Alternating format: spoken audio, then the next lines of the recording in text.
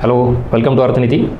अर्थसंकल्प बजेट 2025 याच्यावर वेगवेगळ्या अँगलनी प्रश्न येतात. त्यातला आजचा एक आपला अँगल आहे तो म्हणजे सरकारचा होणारा खर्च. आता खर्चामध्येही तो रुपया असा येतो, रुपया असा जातो, तो अँगल वेगळा, तो वेगळ्या लेक्चरमध्ये मी कव्हर केलेला आहे, तो बघून घ्या.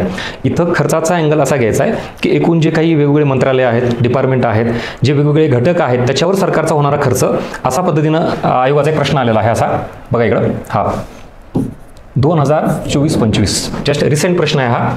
आणि याच्या प्रमुख बाबीच्या खर्चासंदर्भात खालील विधाने विचारात घ्यायचे. ठीक आहे, म्हणजे इथं आपल्याला हे नाही बघायचं की तो व्याजावर खर्च जास्त होतो का केंद्र सरकारमार्फत राज्यांना जाणारा करांचा तो वाटा जास्त आहे, तो पूर्ण एरिया वेगळा, दोन्ही कन्फ्यूज करून घेऊ नका. इथं आपण मिनिस्ट्री वाईज म्हणू किंवा एखाद्या घटकावाईज खर्च तो विचारात घेतला जातो एकूण होणाऱ्या खर्चापैकी. सो बजेट 2025-26 याच्यामध्ये एक्सपेंडिचर मेजर आयटम्सवर होणारा, मग तो एक नंबरला डिफेन्स, परत rural development, home affairs, agriculture and allied sectors, education, health, urban development असे आता भरपूर इथं घटक आहेत. ठीक आहे, आता याच्यावर इथं प्रोसेसिंग जास्त इम्पॉर्टंट आहे. मॅक्झिमम ज्या वेळेला आकडेवारी दिली जाते गव्हर्नमेंटमार्फत ती लाखात करोडोमध्ये असते, 1000 कोटी रुपयामध्ये असते. ती करायची का? पुन्हा ते एक्सपर्ट व्हायचं का आपल्याला? त्यातही ते मीडियावाले असतील किंवा CA किंवा मोठे मोठे इंडस्ट्रियलिस्ट, त्यांना ते आकडे गरजेचे असतील. आपल्याला एक्झाम पॉईंट ऑफ व्ह्यू महत्त्वाचा डेटा की ही जी रँकिंग आहे किंवा तो खर्च कशावर होतो, सर्वात कमी सर्वात जास्त, हे बघायचे. हे इकडे आकडे कशात आहेत? CR डायरेक्टली इथं खाली तुम्हाला दिलं असेल बघा, हे हां, हे इथं इन करोड CR म्हणजे हे आपल्याला गरजेचे नाही. तर हे हेडिंग्स महत्त्वाचे आहेत. कशावर खर्च केला आहे, कमी आणि जास्त, ते बघा. आता ह्याच्यावरून वाक्य कसे तयार होतात.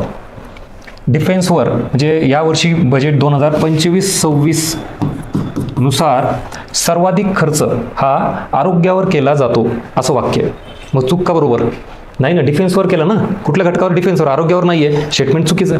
बरं, त्यानंतर असं वाटतं की सर्वाधिक खर्च हा आरोग्यावर केला आहे शिक्षणाच्या तुलनेत, किंवा असंही होतं शिक्षणापेक्षा आरोग्यावर खर्च जास्त करण्यात आला, किंवा शिक्षणापेक्षा रूरल डेव्हलपमेंटवर खर्च जास्त करण्यात आलेला आहे. हे जे हे ह्याच्यावरून कशावर जास्त खर्च केला आहे आणि कशापेक्षा जास्त केलेला आहे हा अँगल आयोगाने विचारलेला आहे. या इकडं हे येतं.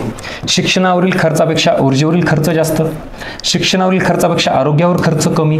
हेच कन्फ्युजिंग असलं तरी आपल्याला असंच करावं लागेल. हा अप्रोच आपल्याला घेऊन अभ्यास करायचा आहे. नाही तर तुम्ही हे सगळे आकडेवारी पाठ करत बसाल. हां, कधी जेव्हा हे सगळं झाल्यानंतर मग इकडे लक्ष द्या की जनरल किती करोडपर्यंत झालेलं आहे. टेंटेटिव्ह आकडेवारी केली तरी चालते, एक्झॅक्टली आकडे करू नका जे कामाचे नाही आहेत आपल्या. मग इथं काय करता येईल आपल्याला? आपण आरोग्य आणि शिक्षण याच्या बाबत प्रायोरिटी देतो. आपल्याला असं वाटतं की नाही हे 1 नंबर किंवा 2 नंबरला असतील. आता रँकिंग बाबत बघा, 1 नंबरला डिफेन्स आहे, रूरल डेव्हलपमेंट 2 नंबरला, home affairs 3, agriculture and allied activities 4 नंबरला, एज्युकेशन 5 नंबर आणि हेल्थ 6 नंबर. आता बाकी भरपूर अजून रँकिंग आहेत. किमान एवढे तरी करा, 4-5 पहिले टॉप 4 किंवा 5 मोर दॅन इनफ. हे एवढं करून थांबायचं नाही. ह्याच्यात परत तुलना करायची की आरोग्य हेल्थपेक्षा एज्युकेशनवर खर्च जास्त आहे, जसं की इथं विचारलेलं आहे.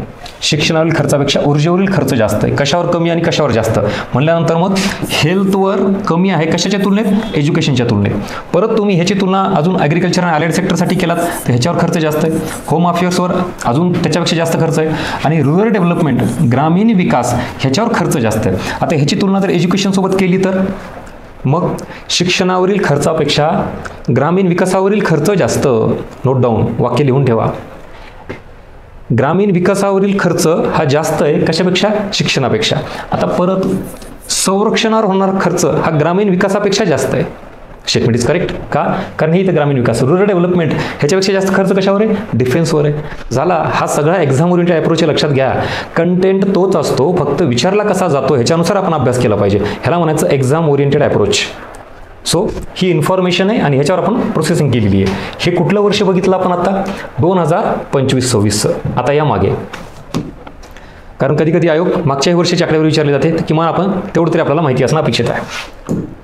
वर्ष चेंज केला मी आता, कुठलं? 24-25. ह्याच्यामध्ये परत 1 नंबरला डिफेन्स, 2 नंबरला रूरल डेव्हलपमेंट, 3 नंबरला ॲग्रिकल्चर अँड अलाइड ॲक्टिव्हिटीज, 4 नंबरला होम अफेअर्स, 5 नंबर एज्युकेशन आणि इथं 6 नंबरला IT अँड टेलिकॉम, आणि आता हेल्थ वर होतं मागे, इथं 7 नंबरला गेलं. त्यामुळं इथं तुम्हाला काही गोष्टी ह्या सेम दिसतील वर, हे इथं डिफेन्स, रूरल, होम अफेअर्स, इथं हे. म्हणजे आता तुम्हाला काय करावं लागेल लक्षात घ्या. एकतर पहिल्यांदा 2025 हे जे करंट इयर आहे ह्याच्यात नीट वाक्य तयार करून घ्या. हा पहिला टास्क झाला.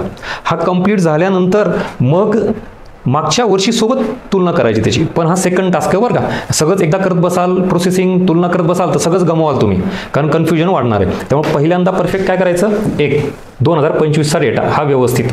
त्याच्यानंतर मागचा जर आयोगाने विचारलाच 2024चा, तर त्यालाही आपण तयार पाहिजे. आणि त्याच्यातही सेम परत मग इथं एज्युकेशन, हेल्थ, त्याच्यामध्ये टेलिकॉम, IT सेक्टर आलं, होम अफेअर्स, ॲग्रिकल्चर इथं 3 नंबरला गेलं.